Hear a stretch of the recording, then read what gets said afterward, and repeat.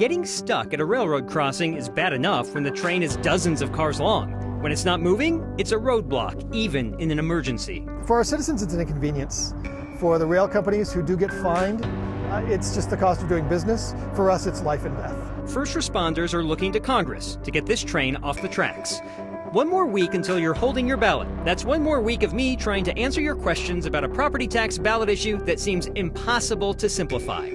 Students in northern Colorado say they were shocked by a district plan to move them out of their school building. Today, they chose to move out in protest. And Colorado marks Indigenous Peoples Day with a day of service to help Native communities in need. That's next. When you have an emergency, you expect help as quick as possible. You don't expect help to get stuck behind a train. Often, Jaleesa Irizarry takes us to Highway 85, where first responders hit a major roadblock, literally. So much of South Adams County is moving fast, but there are some parts that seem stuck. I would say this happens once every 2 days. For our citizens, it's an inconvenience. For the rail companies who do get fined, it's just the cost of doing business. For us, it's life and death. That's Chris Van Dyke. He's with the union that represents South Adams County firefighters. They've been dealing with trains parked in the middle of intersections for years, especially when responding to calls. One of the things that we have to do is we relay that to our dispatch, and they have to get other units started because we don't know how long that train's going to be there, and they'll stop here for anywhere from 15, 20 minutes to a couple of hours. And that's where Congresswoman Yadira Caraveo comes in. Well, it's incredibly frustrating, particularly as a doctor, when I know that for things like a stroke or a heart attack in particular, time equals the ability to recover and to save somebody's life. We should be able to get emergency services in and out of communities without a train blocking an intersection for no good reason. Representative Caraveo has signed onto the Don't Block Our Communities Act, a bill that would stop rail carriers from blocking intersections with trains for more than 10 minutes. Those carriers would be fined for repeated violations. It would also require the Federal Railroad Administration to investigate blocked crossing incidents that are reported by the public. But until that bill passes, it is a vicious cycle. Van Dyke and others will continue to advocate for action. Some kind of federal regulation over the trains would be a welcome change. This bill is currently being introduced to Congress. From there, it's up to the majority as to where it moves. Representative Caraveo says they are hoping for bipartisan support on this issue. We did reach out to Union Pacific about the train stopped in the intersection today. They sent us a statement saying their goal is to keep the trains moving, but like highways and interstates, there are times when congestion occurs. And Marshall, that train was there for at least 2 hours. That's not old footage. That's not old footage. I was out there from 11:40 to 1:40 today, and that train did not move. You know, I didn't hear in that statement part, like, we'll just keep the train moving or move it away from the intersection when it stops. Exactly. That seems like something easy to perhaps say. Wouldn't that make sense? I know if you move it, like, it's going to block an intersection probably if you move it one way or the other, because there are so many of those types of intersections along Highway 85. And that's the biggest concern as well, right? For a lot of these first responders is that it's not just blocking one intersection at a time, it's probably blocking 3 or 4. Yeah. So it takes them 5 miles out of their response range to go all the way around the trains to get to where they need to be. Well, it's a good thing that Congress is known for its speed, because this will probably get taken care of immediately. Speedy. Thanks, Jaleesa. Israeli forces stepped up their attacks in the Gaza Strip today in an effort to cut the Palestinian region off from food and other supplies. 1,600 people in total have died so far since an unprecedented attack on Israeli civilians this weekend. President Biden said at least 11 Americans were killed. U.S. intelligence believes it's likely more are being held hostage by Hamas, the Palestinian militant group. Hamas has threatened to kill some of those hostages if Israeli airstrikes target civilians without warning. Israeli leaders have threatened a complete siege of the Gaza Strip after Hamas forces killed hundreds of people across Israeli border towns this weekend. 3 days into that war, the U.S. response is stunted by infighting in Washington. A U.S. aircraft carrier has moved into the region, but full-scale congressional action will likely have to wait until a new House Speaker is elected. Republican House Majority Leader Steve Scalise of Louisiana and Ohio Congressman Jim Jordan are the two candidates vying to replace Kevin McCarthy, who was voted out last week. House Republicans are aiming to have a candidate selected by Wednesday, but we still don't know when a full House floor vote will happen. But until a new speaker is elected, emergency military aid is in limbo, and so is a national budget bill needed to avert a government shutdown. Colorado's Ken Buck, who was part of a small group of Republican holdouts who voted against McCarthy, could also be central to a vote for a new speaker. This weekend, he said he will not support any candidate until Republicans come to a consensus on spending. Speaking of spending, another week, another settlement over how Denver police handled social justice protests in 2020. Tonight, the city added a $1 million settlement to the long list of payouts to protesters who say they were on the receiving end of excessive force or wrongful arrests. The $1.4 million deal settles claims from 35 protesters. Some of those people say they were protesting peacefully when police used pepper spray, tear gas, or projectiles on them. Others named in the lawsuit say they were arrested, some spending days in jail before their charges were dropped. Overall, the city dropped charges for more than 300 people arrested during the protests. The settlement adds to the more than $9 million Denver has already paid protesters since 2020. Another $14 million judgment is hanging over the city already, but the city's in the process, that is, of appealing. 1 week from today, ballots get mailed for November's election. The biggie is Proposition HH. And if I'm sweating, it's not the studio lights. It's because I'm trying to, again, explain part of it to you. Today, viewer questions about the impact on senior property tax benefits and what HH means for local government's ability to pay for things. Sandy from Centennial and Rick from Denver wanted to know about the impact Proposition HH would have on the senior property tax benefit. Right now, homeowners 65 and older who have lived in their homes for 10 or more years can get up to $100,000 of their property value tax-free. HH adds an additional reduction of $50,000 tax-free this year for the property taxes you pay next year. In 2024 through 2032, it would be $40,000 additional. If you move, you can take the benefit with you, though it would no longer be a separate exemption and a property tax reduction. It would be one lump sum reduction of $140,000 after the year 2025. Whew. The impact Proposition HH would have on local governments is not as simple to explain. Remember, HH would make a portion of everyone's property value tax-free, and it would change the equation that determines your property tax. In the end, it likely means your property tax still goes up, just not as much as it would otherwise. In return, the state gets to keep and spend more money, and that means you'll get less in Tabor refunds in the future. Some of that Tabor refund money you won't be getting will be used to reimburse school districts and local governments, since they'll be getting less than expected in property tax. Here's an example of a Jefferson County homeowner's property tax bill and the entities that get that money. From the Jefferson County School District to Jefferson County itself, the libraries, the city of Wheat Ridge, Arvada Fire, and a drainage district. If Prop HH passes, local governments like Jefferson County and the city of Wheat Ridge will get reimbursed 65 to 100% of what they were supposed to get from property taxes without Prop HH. 65 to 100% because it depends on how much money there is and because fire districts, EMS districts, and hospital districts will get first dibs on that money. And those reimbursements are not forever. The summary is, if Prop HH passes, local governments will eventually get fewer dollars than they would have otherwise. Now you know why my throat was parched. Keep your questions coming, because I have done 2 stories in the last 2 Mondays about Prop HH, and I'm a semi-expert on this, and I'm not even sure I fully understand it all still. Email your questions to next@9news.com. Now, I need you to take everything we've just talked about regarding Proposition HH and separate it from what we're about to talk about. I'll give you a moment to put it in your mental lockbox. All right, just set it aside momentarily, because now I'm going to tell you about a property tax ballot issue you're going to vote on in November 2024, not next month.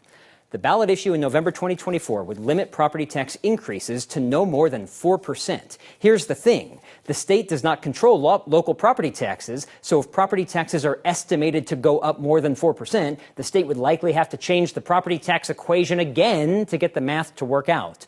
Property taxes are estimated to increase 4.7% next year, so this could be a sticky wicket. We will explain this one in more detail after we get through Proposition HH. We want to say a quick thank you for all you've done to support families in need this past week. Kyle's on the road with an update on this week's Word of Thanks. thank you for being with Next while I'm away, and thank you for what you did to support WeCycle, Colorado's largest diaper bank. The $11,000 that you raised will help them as they continue to expand their operations, serving about 40 counties around the state right now. Through more than 170 consecutive weeks of microgiving, you've now raised more than $11 million to support nonprofits across the state. If you know of a great organization that could use our help, email me next@9news.com. I'll see you soon. It doesn't look like much now, but this is going to be one of the sites of a micro-community, a cornerstone of Denver Mayor's plan to end homelessness. Students in northern Colorado stage a walkout after being blindsided by a plan to merge schools in their district. When we say that we want to create equity, we are actually putting in the work to create that equity.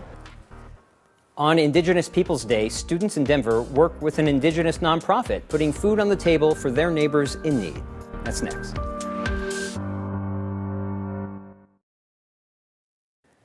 Denver Mayor Mike Johnston gave himself an ambitious deadline of getting 1,000 people off the street by the end of this year. To accomplish that, the city is going to supplement hotel shelters with so-called micro-communities of tiny homes and pallet shelters around the city. Construction at the first site is set to begin this week. The mayor's office said a micro-community on this lot on Santa Fe Drive in South Denver will have residents by the end of the year. The city plans to serve 120 people here. The site would be open 24/7 and the lot would be fenced and gated. The community will include bathrooms, kitchens, and on-site laundry and trash services. The mayor's office said the site will also provide supportive services like employment assistance in the hopes of transitioning people into a permanent housing option. The city shows 104 people connected to shelter as part of the mayor's House 1,000 plan. But last week, the city took some people out of that count. It was closer to 120. The city says they're no longer counting people in sanctioned campsites referred to as safe outdoor spaces because they're not considered shelter under federal guidelines. Tomorrow, the Poudre School Board in Larimer County will vote on a plan to merge or close a number of schools to combat declining enrollment. It's a surprise to parents, teachers, students who say they learned about the plan last week. Today, students walked out of classes at Polaris Expeditionary Learning and marched to the district headquarters for a sit-in outside Superintendent Brian Kingsley's office. Late last week, the superintendent announced sweeping changes. Polaris students will assimilate into 2 existing schools next school year, and 2 alternative high schools will be consolidated into the Polaris building, making room for a special needs program to move into one of their campuses. Superintendent Kingsley says those changes are necessary because of declining enrollment and funding. But Polaris students say they feel blindsided by the announcement. Last week is the first time the superintendent publicly laid out specific consolidation plans following a vague announcement about upcoming adjustments late last month. They did not consult with the community before they made this decision, which is why it was so shocking and surprising on Wednesday. It feels like they gave us short notice, so we couldn't fight it. So we're doing something on Monday and Tuesday to really, show that we care about our Polaris community. Those are both Polaris students. Kingsley says the district will hold community engagement sessions to discuss the upcoming changes, but that will come after a board vote on whether or not to support the superintendent's plan. That's scheduled for tomorrow night.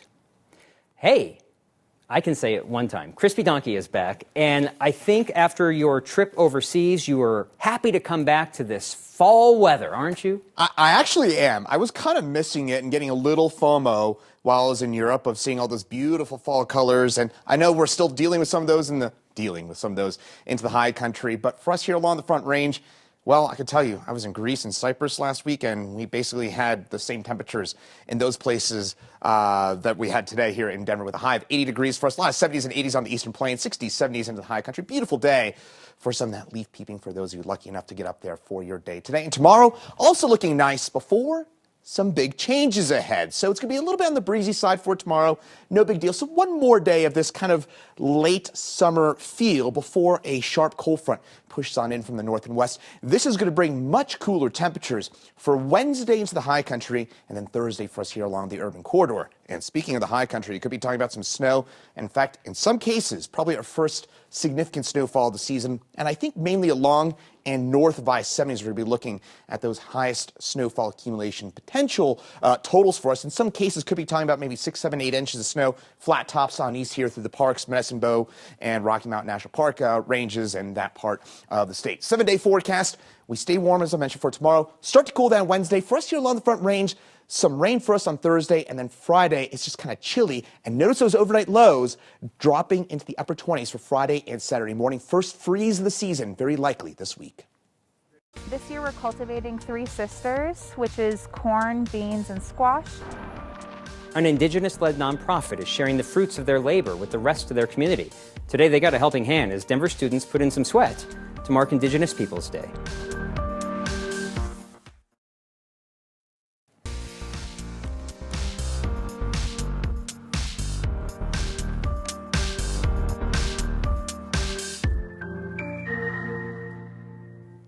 Indigenous Peoples Day is a day of reflection and honor. It's also a day that reminds us of a painful past. But there's a group in Denver who's rolling up their sleeves to help cultivate a better future. Our Byron Reed has that story.